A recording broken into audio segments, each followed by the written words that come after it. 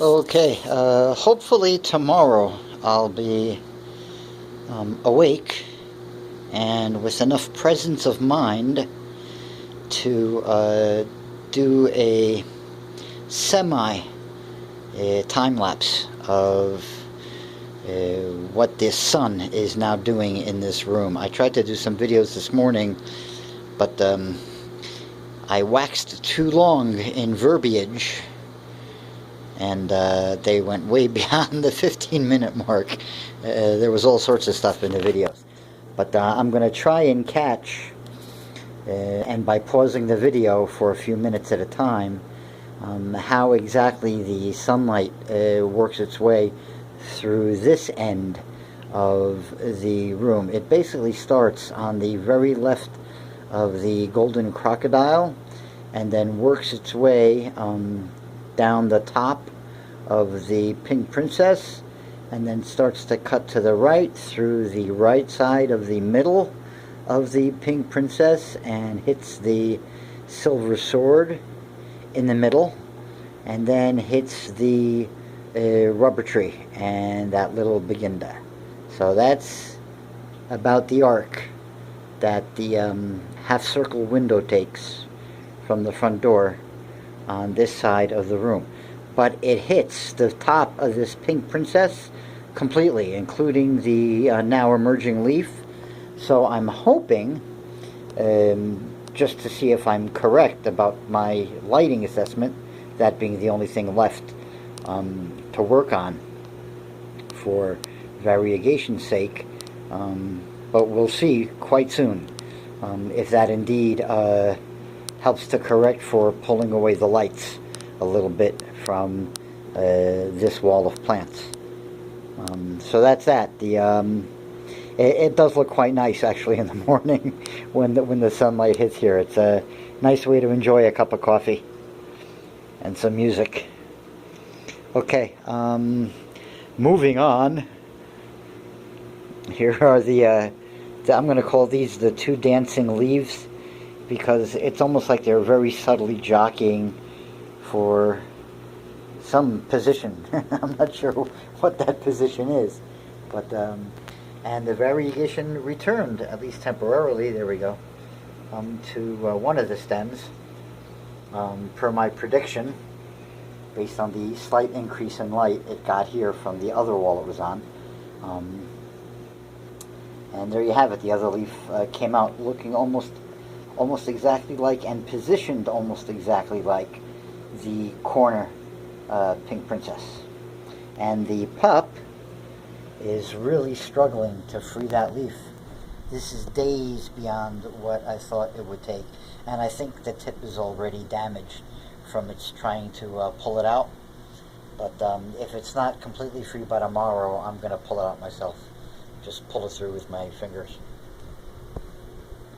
That's already way too long. And here we go. This is the star of the show. Actually, this is the second runner-up.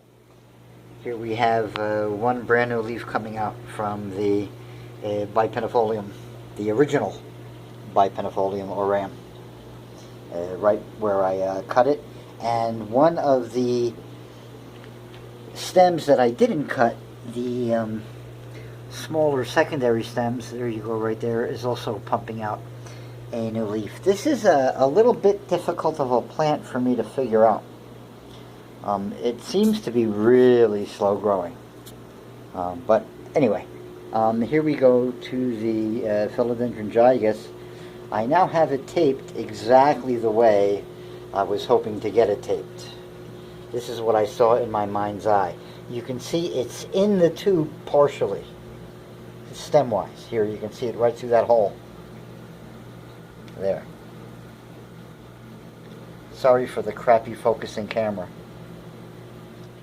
But you can see there's just now just a little bit of a bend in the stem. And the idea is eventually that top band will get released a little bit. And then here, just above the bottom band, it'll get cut. And hopefully that light curve that I end up getting, just like the way you see the stem looking now, I'm hoping to create a bend so that then when I cut this, it'll go in, or give me at least a little bit of a longer, slightly longer stem to push in, so that I can get the bottom tucked inside this tube completely. But that is now exactly how I wanted it positioned. And it's not going to be slipping or sliding to the right or to the left anywhere, because it's now inside. And between, there's another piece of tube on the other side of it with sphagnum moss acting as a cushion. So that should force it to go out again even before it hits that plastic right there. At least that's the general idea. But so far it's working out exactly the way I had figured it would. You can see also let me move this leaf a little bit. You can see the roots here, and how the ones that are now against, I mashed them kind of against the tube. They may have broken, maybe not, but they'll repair and start hugging that plastic.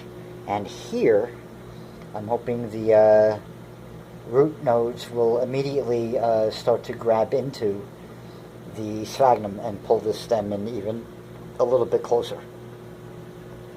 But there you have it. Mr. Gigas is now absolutely ready and positioned and secured to start climbing up the second, or actually the first tube extension, but the second tube. It's the first extension of its illustrious career. And there you can see all the way down, almost. And one other quick thing I've done, well, before that even, more roots are starting to appear. You can see a new one right next to the longer one, starting to sprout out of the moss column, and there's another one getting ready to poke out. It's going to be time to add sphagnum moss to this puppy soon. I'm just going to add it all the way to the top, and of course cap it with a spider plant. And I moved the other Rhaphidophora decursiva over into the corner, where it'll now be heavily shaded. I hope you can make it out back there. There we go. You can barely make it out. But I put the tube in the corner and drilled another hole in the top so I could angle it from the corner a little bit to make it look like it is indeed growing out from the corner at a bisecting angle of the corner, so that it's facing us when we stand right opposite, right in the diagonal line. I hope I've explained myself clearly. At any rate, it's facing us now from between the two walls. So there you go. There is my Alocasia Milo, doing really nicely, even though it's partially shaded by penifolium. It seems to be happy at that spot, so I'm leaving it there. And I have relocated. I may have already mentioned this, but here is the new arrangement of this part of the wall. And I might tuck something small down right there into this small space, but it is going to eventually get covered by this leaf here. So I may even have to move the Alocasia cuprea down a little bit more, and I may have to move these Scindapsus. It seems to be really happy though on this side of the room on this wall, and it gets hit by a little bit of direct sun, mid-morning to early afternoon. So I'll still have to see how I want to plan this. I might just put the other Cellulum right next to that Cellulum and have it look like one much larger Cellulum, and that's an idea. We'll see. I'll have to play around with this corner here and see what happens. There is Mr. Rhaphidophora. There's the leaf now fully opened. I banged in with my leg while it was still rolled up, and you can see the resulting wound where I crimped it with my calf. So that's it, more or less. My Coleus Black Dragon has is sprouted and is coming along really nicely. So I'll show that next real quick, because my pizza stone should be heated up by about now. Hold on. Okay, here we are at the pepper corner. And there you can see how well they're coming along. That is an 8-inch pot, 8 inches across, and about 8 inches tall. And you can see how well they're doing. These have been up potted. And here is the last tray of a common Coleus. They all decided to suddenly explode finally. And here is the baby Black Dragon Coleus. You can see the first set of leaves, of real leaves, the darker ones, have come out and are starting to show really nice color right away. This is a very dark leaved Coleus. It should be about as dark as the burgundy maroon of the pink princess leaves. That dark. Okay, that's enough of that. There's the pepper corner, and also corms. There's one here, I think, from the Milo, and the others should all be the Alocasia Beginda Silver Dragons. The last of the Alocasia Silver Dragon corms I found yesterday or the day before in the soil pile on the workroom table. Attached to a root, a big white fleshy root. It was developing off of the root itself, and I think it's either in one of those cups that we just saw by the peppers, or in that cup, or in that cup.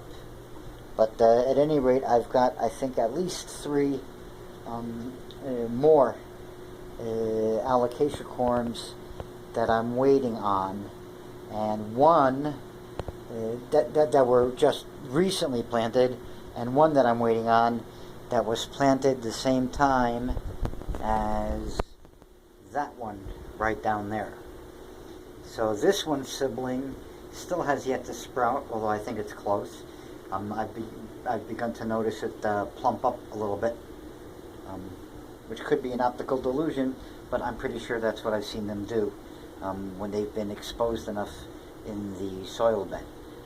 This guy here is a Milo, or Milo, that's popping up now. So there you have it, folks. That is today's synopsis. We've moved the other Graphitophora decursiva cutting to the corner where it'll be even more shaded, I hope, and that will hopefully cause it to begin bolting. And we've taped up the Philodendron gigas securely to its new pole, exactly positioned the way I wanted it to be, to try out the idea, see if I'm correct. And the pink princesses and pretty much everything else is chugging along quite nicely. I removed the dead leaves from the all of the Alocasia Begindas. Hopefully there won't be any more. There will be, though, I'm sure. And I'm working on deciding when to split up the Aglaonema. Right here, this one. I think it's called a Sunset. But that's, I think, the next decision. There you have it, folks.